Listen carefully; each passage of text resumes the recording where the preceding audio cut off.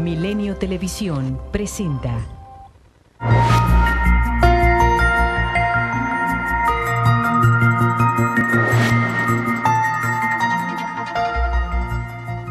Hola, ¿qué tal? Muy buenas noches, y como en todos los domingos les doy la bienvenida a Milenio Mercados en Perspectiva. Quiero ser muy breve con el resumen de la semana porque tenemos un programa especial y muy interesante que hemos preparado para ustedes. Y bueno, pues comienzo diciéndoles que creo que lo más importante de la semana a nivel local fue la aprobación del presupuesto. Un presupuesto que vuelve a ser responsable en el sentido de que no compromete a las finanzas públicas, pero un presupuesto que la verdad me deja mucho que desear. Es responsable porque no promueve gastar más de lo que se recauda, hay una disciplina fiscal absoluta, pero lo que me da muchísima tristeza es ver que con respecto a los años anteriores vamos a volver a disminuir el ritmo de inversión pública, ¿no? Este rubro de inversión pública, que es inversión en infraestructura, inversión en cosas que le dejan a largo plazo a nuestro país y que además generan empleos y benefician a su población, es el rubro más dañado y más afectado en este sexenio, y por ello pues me da tristeza ver que al renglón que más le hemos pegado y al rubro que más le hemos pegado es al que debería de ser el más beneficioso, en vez de bajarle otros programas de gasto corriente, incluso de gasto social, y por qué no decirlo, al propio gasto de la burocracia y de los partidos políticos. Ahí no se ven grandes sacrificios. Me parece que el tipo de cambio estimado que utilizaron de 18.50 es responsable, es realista. Esto sí se da un buen escenario, desde luego, para México, y el promedio de la mezcla mexicana, porque sabemos que seguimos teniendo mucha dependencia fiscal de las ventas de petróleo, también me parece que lo hicieron en un nivel responsable. Entonces, pues es mi único comentario con respecto a la aprobación del presupuesto. Y rápidamente también decirles que pasó la reforma fiscal de Trump, la primera instancia, que es la Cámara Baja, la Cámara de Representantes. He visto un documento entre lo que quiere la Cámara de Representantes y lo que quiere el Senado. Todavía hay puntos que no se parecen nada, entonces esto lo que quiere decir es que van a tener que seguir discutiendo, pero bueno, este primer paso ya lo dio. Creo que es benéfico que pase este tema, y lo digo rápida y claramente, benéfico porque creo que a Trump le urge un triunfo y que ya no esté focalizado tanto en pegarle tan duro a México y al Telecán. Le urge porque creo que también obligaría a México a hacer cambios fiscales, y por último porque si no vendría un tropiezo o un descalabro importante en los mercados financieros, sobre todo estadounidenses, que han anticipado que este cambio se va a dar. Es lo más importante de la semana, y con esto quiero dar pie e inicio a lo que les había comentado. Es pues como la segunda parte de nuestro programa especial que hicimos de retiro, ¿no? De planes de retiro, y el tema de las pensiones en México, que es un tema preocupante, y con ello pues quiero darle la bienvenida de nuevo al licenciado José Luis Salas Lisaur. Él es el director general de CAMSA y de Lorant. Bienvenido, José Luis, otra vez, buenas noches. Muchas gracias. Pues aquí ya estamos otra vez listos para platicar. Pues realmente yo creo que debemos de estar preocupados, es un tema que debemos de atender. Y bueno, pues nada más para recordar brevemente, decíamos que pues lo que estamos haciendo hoy, en pocas palabras, es insuficiente, es preocupante, y urge que se haga una reforma en el tema, porque si no simplemente, pues tú lo decías, se oye muy feo, pero es cierto, vamos a tener un país en el corto plazo que va a tener muchos millones de viejos en condiciones de pobreza extrema, ¿no? Entonces urge una reforma en el tema. Y bueno, pues yo quisiera empezar este programa, me pareció muy interesante la información que me mandaste, pues en torno a cuántos millones de gente mayor, de gente arriba de 65 años había en el 2016, y platícanos un poquito, dado este último dato, cómo estaba esta población de 9.6 millones de personas mayores de 65 años. Sí, de estas más de 9 millones de personas, solamente 2.9 tenían un ingreso por pensión o jubilación, o sea que es menos del 30%. Y 4.7 millones tenían un ingreso por alguno de los programas sociales que han ido adoptando por iniciativas aisladas, no integradas, y que ni siquiera están garantizadas con presupuestos. De 4.7 millones que reciben la pensión de adultos mayores, ha tomado diferentes nombres y los montos son distintos. Y ha sido un poquito como argumento de campaña. Entonces como que se ve que falta una planeación, se ve que hay un problema, pero no lo están atendiendo formalmente. Y por último hay 2.5 millones de personas de edad de 65 y más que no reciben ningún ingreso. O sea, el 26% de esta población no tienen ningún ingreso, sí. ¿no? Y podríamos asumir de alguna manera pues que ese 49 recibe algún tipo de ayuda social, pero también es muy pequeña, también así es es, insuficiente, ¿no? Es de 1,000 o menos, en algunos casos 600 pesos.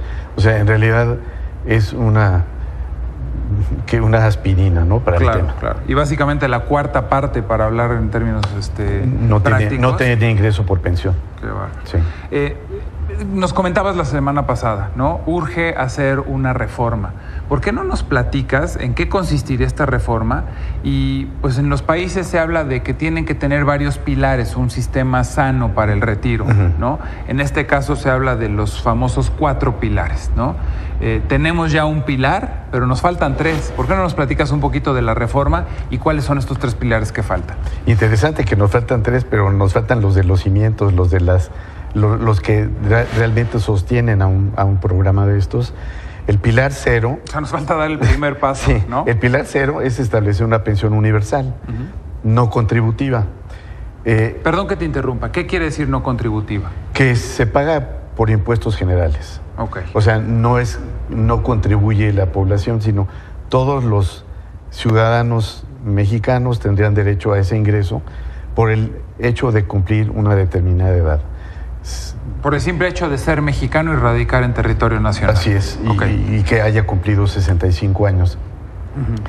Se puede discutir si 65 o 67, algunos piensan que edad 70 porque también el costo influye bastante. Yo luego te preguntaré sobre eso, pero me encantaría ahorita que nos platiques de los pilares y la reforma. Muy bien. Porque también creo que es un gran tema, la edad de retiro. Así ¿no? es. Entonces, el pilar 0 es el pilar fundamental, es la base sobre la que se construye un sistema de pensiones.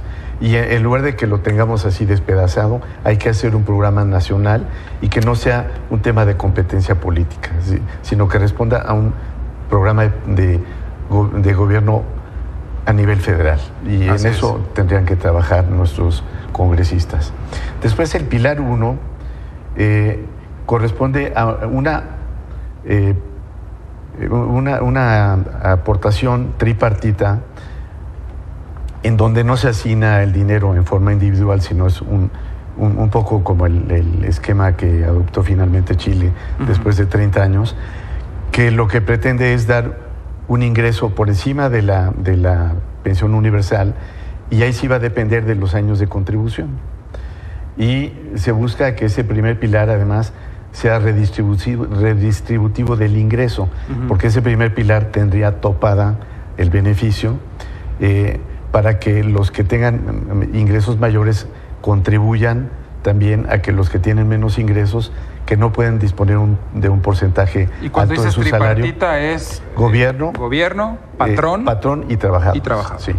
Y podría pensarse en una tercera parte por... Entonces, pilar 0, una reforma que distribuye una pensión universal. Pilar 1, esta aportación tripartita en función a tu ingreso. Correcto. Pilar 2 es el que ya tenemos. Pilar 2 es el sistema de ahorro. Las AFORES. Sí, que sumaría, ahí sí, lo que cada quien haya aportado. Ahí sí ya es una cuenta individual y es patrimonio de cada quien, pero ya va a tener garantizados los primeros 2 pilares. Entonces, por ejemplo, en nuestro pilar 2 requieres 25 años de cotización para tener derecho a la pensión, y desgraciadamente el nivel de contribuciones, aparte de ser bajo, se llama... Bajísimo, decías son 24 días al año, ¿no? Sí, 24 días de salario al año, sí. Y encima de cada 10 años que tenemos de vida laboral, en promedio la gente aporta 4.8 años. O sea, tenemos una densidad de cotización del 48%. Entonces, si tienes 40 años de vida laboral, vas a haber cotizado, en esos 40 años, vas a haber cotizado nada más menos de 20 años, poquito menos de 20 años. Esto es por la altísima rotación, por problemas del modelo económico que no garantiza empleo, que crece con dificultades. En este sexenio se habla mucho de la creación de empleo, ese ya será otro tema.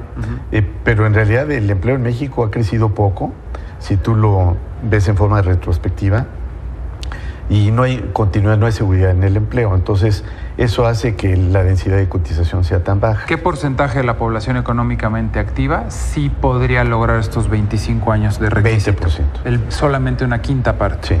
Okay. El otro 80%, con esa densidad de cotización, solo el 20% lo logra. Oye, y algo interesantísimo que me decías también es, Chile ha hecho ya 3 o 4 reformas desde que inició este tema de las Afores, porque lo empezaron al igual que nosotros y se dieron cuenta que era insuficiente, al igual que nosotros. Y ya llevan 4 reformas, ¿es correcto? Así es, desde correcto. que iniciaron este tema de las Afores. Nosotros iniciamos con las Afores en 1997 y no hemos hecho ninguna reforma, ¿no? Y ellos empezaron con el 10, nosotros con el 6,5, más una contribución que se llama cuota social que le aporta el gobierno, que en conjunto da un poquito más de 8. Ellos empezaron con 10 y ya están en 15. Y nosotros, ya sabiendo la experiencia y habiendo empezado con 6,5, no hemos hecho ninguna reforma. Entonces, por eso es que es tan urgente el empezar poniéndole un primer piso, que sería el pilar 0 de la pensión universal. ¿Y el pilar 3 cuál es? El pilar 3 se refiere a los planes de pensiones que establecen las empresas para su personal y al ahorro voluntario. Aquí también la estadística es terrible. Sí. Cuéntame. Hay alrededor de 2,200 planes, ni el 1% de las empresas tienen. O sea, hay más de 200,000 empresas en México y solo 2,000 tienen. Solo 2,200 tienen. Ciertamente empresas medianas, grandes y grandes, ¿no? Pero en la empresa mediana y pequeña prácticamente no lo hay. Sí lo puede haber en algunas empresas de consultores, de abogados, de fiscalistas, etcétera, que pero son poblaciones muy chiquitas, ¿no?